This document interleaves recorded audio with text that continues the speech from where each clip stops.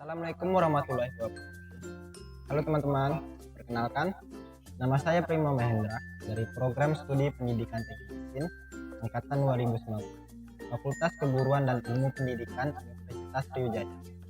Baiklah, di sini saya akan membuat video pembelajaran alat potong dalam permesinan. Sebelum memasuki materi, apa yang teman-teman ketahui mengenai alat potong dalam permesinan?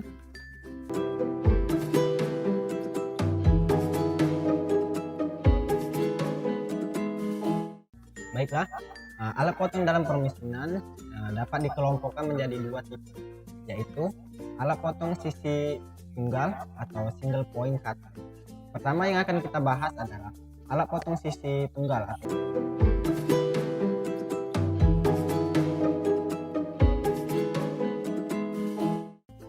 Single point cutter adalah alat potong yang dapat memotong atau membentuk material benda kerja hanya dengan satu sisi potong.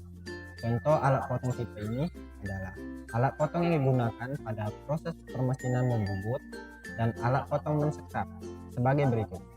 Yang pertama, teman-teman lihat pada video ini. Yang pertama itu pahat bubut. Pahat bubut ini terdapat jenis dan banyak ragamnya. Tetapi kita tidak akan membahas pahat bubut dalam video ini. Akan tetapi kita akan membahas alat potong selain pahat bubut seperti kartel. Kartel termasuk alat potong sisi tunggal. Kartel adalah suatu alat yang digunakan untuk membuat alur-alur kecil pada permukaan benda kerja agar tidak licin, dan biasanya terdapat pada batang-batang penarik atau pemutar yang dipegang dengan tangan. Hasil perkartelan ada yang belah ketupat dan ada yang lurus tergantung gigi kartelnya. Pada gambar tersebut itu adalah kartel pada umumnya.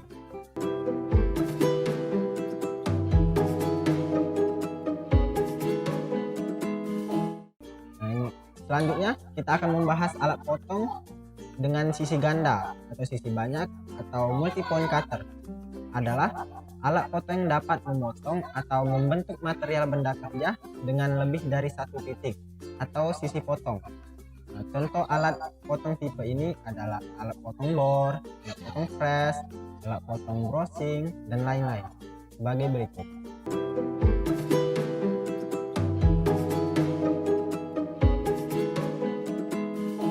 Yang pertama kita akan bahas ada alat potong pada mesin bor. Yang pertama, mata bor atau twist drill. Mata bor digunakan untuk pengeboran aneka metal seperti plat besi, baja, aluminium, kuningan, tembaga, plastik, akrilik, dan lain-lain. Mata bor standar berbentuk silinder rata atau square shape, digunakan pada bor tangan, bor duduk, atau mesin produksi lainnya yang biasanya ukurannya 3-15 mm. Sedangkan untuk bentuk khusus hanya berbeda pada bagian tangkainya seperti khusus atau taper shape. Digunakan sesuai dengan taper pada spindle mesin bor atau produksi lain. Pada gambar pertama yang teman-teman lihat ini, itu adalah mata bor standar berbentuk silinder rata. Yang kedua, bor center atau center drill digunakan juga untuk membuat lubang center sebagai tempat kedudukan center putar atau kap yang kedalamannya sesuai dengan kebutuhan, yaitu 1/3 sampai 2/3 dari panjang bagian biru pada bor center tersebut. Pembuatan lubang center pada kerja diperlukan apabila benda kerja tersebut ukuran yang relatif panjang. Yang ketiga, lebar atau luas. Pada umumnya, lemer terbuat dari baja alat potong yang sudah dikeluarkan dan banyak ditemukan dari material baja kesehatan tinggi atau high speed steel. Lemer dipergunakan untuk proses penyelesaian toleransi yang kecil dan memperhalus permukaan suatu lubang pada benda kerja. Halusan dibutuhkan sesuai dengan ketentuan. Sebelum dilakukan premeran terlebih dahulu, dibuat lubang dengan diameter yang lebih kecil sehingga ukuran yang masih harus di reamer sebesar antara 0,1 sampai 0,3 mm. Untuk jenis-jenis reamer, teman-teman bisa bisa lihat pada gambar ini, yang pertama ada hand hammer, ada machine hammer, ada chucking hammer, ada pulling hammer, ada expanding hammer, ada adjustable hammer. Keempat, countersink. Countersink adalah alat potong sisi potongnya dibentuk dengan kemiringan tertentu. Sudut kemiringan sisi potong biasanya dapatkan sebesar 60 sampai 75 derajat sesuai dengan kemiringan kepala satu. Alat potong ini berfungsi untuk membentuk benda kerja dengan kemiringan pada bagian sisi atas lubang atau biasanya disebut chamfer. Sudut-sudut yang umum ditemukan pada alat potong countersink teman-teman bisa lihat pada gambar di bawah, mulai dari 60 derajat, 82 derajat, 90 derajat, 100 derajat, 110 derajat, dan sampai 120 derajat. Yang kelima, counterbore. Counterbore adalah alat potong yang memiliki pisau potong yang bertingkat. Alat ini digunakan untuk memperbesar lubang bagian atas atau menjadi lubang bertingkat.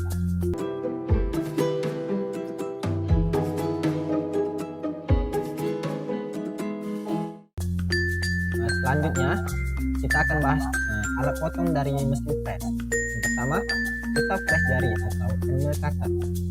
Alat potong press jari memiliki tangkai pada pangkalnya. Ukuran pisau press ini tersedia dari ukuran kecil hingga besar dan dapat ditemukan dalam satu atau dua sisi ujung kembali. Cutter ini biasanya digunakan untuk alur pada benda kerja. Pada gambar ini bentuk variasi HSS dari Enmil. Kedua, pisau press muka dan sel Enmil cutter. Jenis alat potong press ini memiliki pisau sayat di muka dan di sisi yang digunakan untuk memotong atau menyayat benda kerja menjadi bidang rata atau bertingkat. Pisau press pengasaran mempunyai satu sisi khas yang berbeda dari berbentuk alur heli. Cara tersebut dapat digunakan untuk menyayat benda kerja dari sisi potong cutter sehingga pemotongan pisau ini mampu melakukan sayatan yang cukup besar. Pada gambar pertama itu jenis pisau press pengasaran. Gambar kedua itu jenis pisau press penyelesaian muka dan sisi. Yang ketiga, cutter mantel. Cutter jenis ini umumnya digunakan pada press horizontal dan memiliki sisi pemotong pada sisi diameter alat potong. Alat potong ini bisa didapatkan dalam dimensi atau diameter dan panjang bervariasi sesuai dengan kebutuhan. Dapat juga digunakan atau dikerjakan beberapa alat potong. Cutter mantel teman-teman bisa lihat seperti gambar itu adalah alat potong cutter mantel. Yang keempat, cutter alur. Alat potong ini memiliki sisi poin pada sisi diameter, digunakan untuk membuat alur-alur pada batang atau benda lain. Lebar dari alat potongnya akan menentukan lebar alur benda kerja yang dibentuk. Ukuran lebar dan diameter alat potong alur yang tersedia di pasaran adalah bervariasi. Gambar di bawah menunjukkan bentuk geometri cutter alur dengan setiap sisi potong yang ditampilkan saling menyilang. Kenapa dibentuk saling menyilang? Itu berfungsi agar alat potong tidak terjepit pada alur benda kerja yang sedang dipotong. Yang kelima, cutter modul. Cutter ini dipakai untuk membuat roda-roda gigi. Alat potong modul memiliki sisi pemotong yang geometrinya disesuaikan dengan bentuk kebalikan dari geometris roda gigi. Dimensi dan geometri sisi pemotongannya tidak sedemikian karena kepresisian alat potongnya sangat menentukan kepresisian dari hasil roda gigi yang dibentuk. Cutter ini dalam satu set atau besar modul cutter biasanya terdiri dari 8 buah. Setiap cutter dapat digunakan untuk membentuk roda gigi dengan jumlah gigi yang tertentu. Misalnya modul 2 gigi 21 hingga 25. Yang keenam, cutter radius cekung. Cutter ini dipakai untuk membuat benda kerja yang bentuknya memiliki radius buat sembung. Radius yang dihasilkan berupa kebalikan dari geometris alat potongnya, dan besarnya radius dapat disesuaikan dengan standar yang ada di pasar. Ketujuh, cutter radius sembung. Cutter ini dipakai untuk membuat benda kerja yang memiliki radius sembung. Radius yang dihasilkan berupa kebalikan dari geometris alat potongnya, dan besarnya radius dapat disesuaikan sesuai dengan standar yang ada di pasar. Yang kedelapan, cutter alur T. Kenapa dikatakan cutter alur T? Karena bentuk cutter ini berbentuk huruf T dan digunakan untuk membentuk alur yang berbentuk huruf T juga, seperti halnya yang sering digunakan pada alur-alur meja mesin press atau alur meja mesin kakas lainnya. Dimensi alat potong ini bisa bervariasi dari ukuran tinggi dan diameternya. Menggunakan alat potong ini harus terlebih dahulu dibuatkan alur lurus atau kemudian cutter alur T. Untuk gambar ini adalah cutter alur T. Yang ke-9, cutter ekor burung. Alat potong press ekor burung adalah cutter buntut. Cutter ini dipakai untuk membuat alur berbentuk ekor burung. Dimensi dan bentuk ekor burung tergantung dari ukuran dan bentuk alat potong yang digunakan. Sudut kemiringan alat potong pada umumnya yang tersedia adalah sudut-sudut istimewa 30 derajat, 90 derajat. Untuk alat potong khusus biasanya juga sudutnya sebesar 15 derajat atau 75 derajat. Itu untuk alat potong yang khusus. 10, pisau press gergaji. Alat potong press gergaji sangat penting kalau terjadi keringat. Pisau jenis ini digunakan untuk memotong atau membelah benda kerja akan berputar. Selain itu juga dapat digunakan untuk membuat alur yang memiliki ukuran lebar relatif kecil. Memotong bervariasi. Untuk memotong material yang lunak, menggunakan gigi pemotong jarak tinggi, rapat dan sebagainya.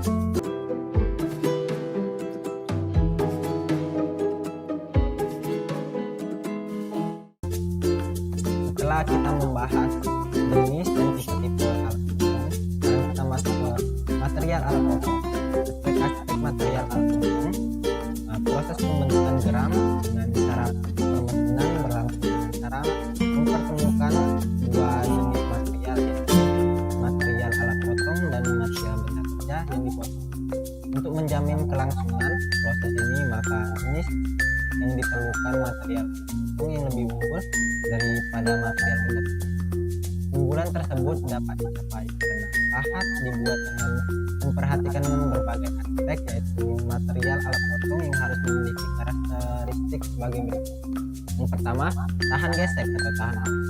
Tahan gesek pada alat potong dapat terjadi apabila alat potong harus memiliki kekerasan. Kekerasan harus cukup tinggi, melebihi kekerasan benda kerja yang dipotong. Tidak saja pada temperatur ruang, melainkan juga pada temperatur tinggi pada proses pemotongan atau pembentukan geram. Yang kedua, tahan menerima beban. Kemampuan menerima beban pada alat potong dapat terjadi karena keuletannya. Selain memiliki kekerasan, atau alat potong juga masih harus memiliki keuletan yang cukup besar untuk menahan beban konstan maupun beban tersebut. Jadi, waktu proses permesinan, beban konstan terjadi pada saat pemotongan berlangsung secara konstan dan homogenis. Sedangkan beban tersebut terjadi pada saat pemotongan kosong lalu memotong lagi, ataupun waktu alat potong memotong material yang tidak homogen, material mengandung partikel atau bagian keras. Nah, yang ketiga, tahan getaran. Pada saat proses pemotongan atau proses pemotongan selalu akan terjadi getaran yang diakibatkan oleh bersentuhannya alat potong dengan benda kerja yang bergerak lurus atau berputar. Getaran tersebut biasanya dalam frekuensi atau amplitude yang rendah hingga tinggi. Tinggi rendahnya frekuensi dan amplitude tersebut tergantung pada geometris benda kerja, struktur material, atau dikarenakan faktor lain. Oleh karena itu, material harus dapat bertahan pada bentuk, dimensi, dan kondisi strukturnya agar fungsinya tetap dipertahankan.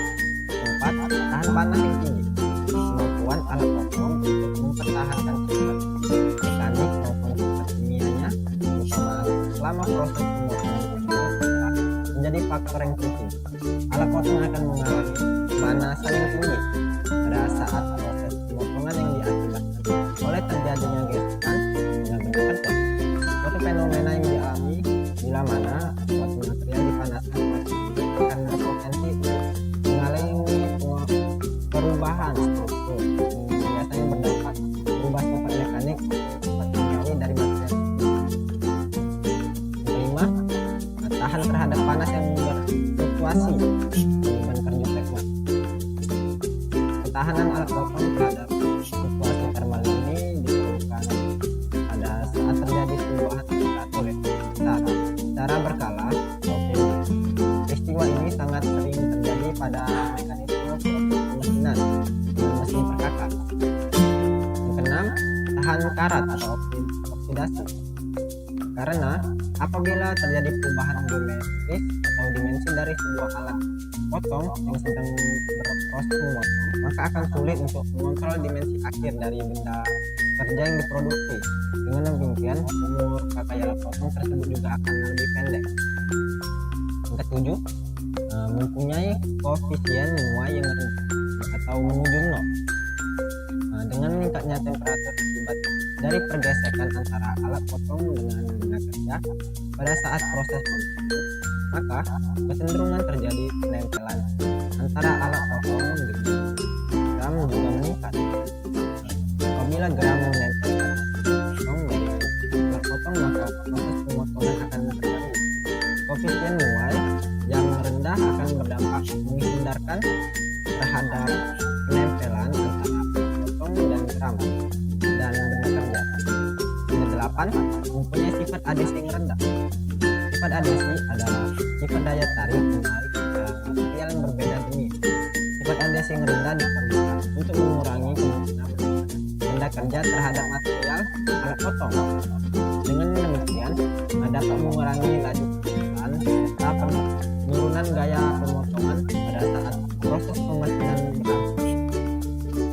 Dan yang terakhir, daya larut elemen atau komponen material bahan yang rendah. Daya larut elemen atau bahan yang rendah dan untuk memperkecil laju keausan dan mekanis difusi.